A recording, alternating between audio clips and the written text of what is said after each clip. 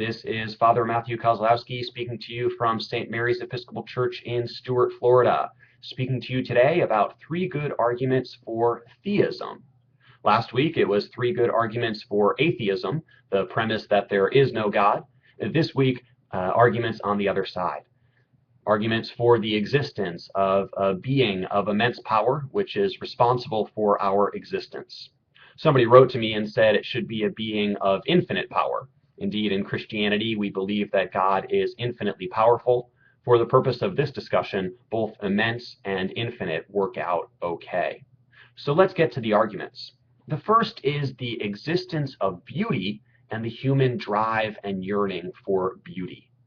Now, you might say that's not a foolproof argument for the existence of God. No, but it's a pointer. It is evidence that suggests.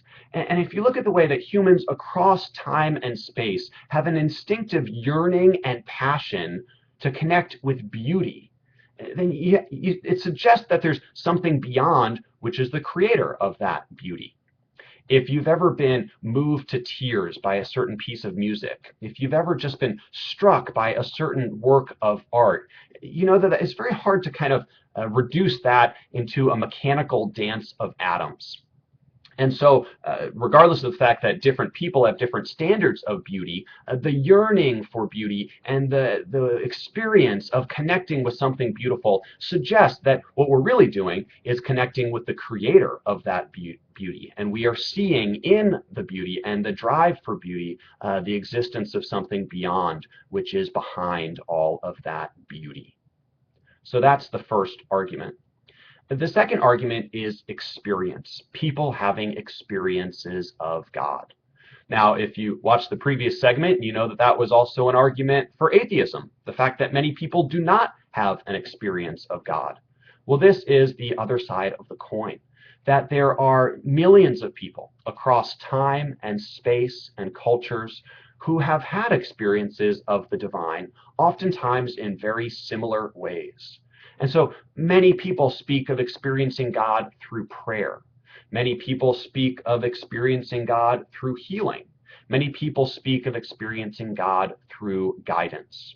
Now, if you haven't had one of these experiences, you might speak with somebody who has. And if we're intellectually honest, we have to at least open up the discussion and take it seriously.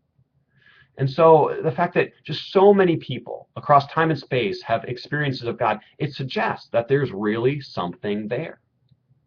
So that is the second argument.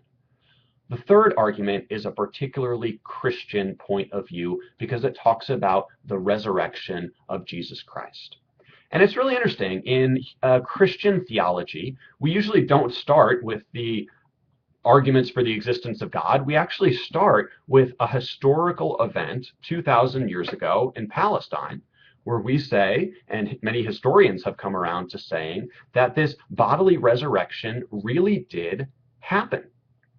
As unlikely as it might seem, many people have come around to studying the evidence and saying the historical reality of the resurrection is the really only explanation for the birth of Christianity and the ensuing events.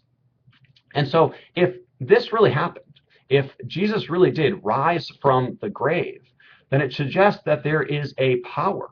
It suggests that there is a power over life and death itself. And of course, we call this God. So those are the 3 arguments for today: the existence of beauty, the experience of millions of people of the divine, and the third, the historical reality of the resurrection, which points to a being of, well, infinite power who even controls life and death. Well, I've gone over time today, so I'll sign off. This is Father Matthew Kozlowski. God bless.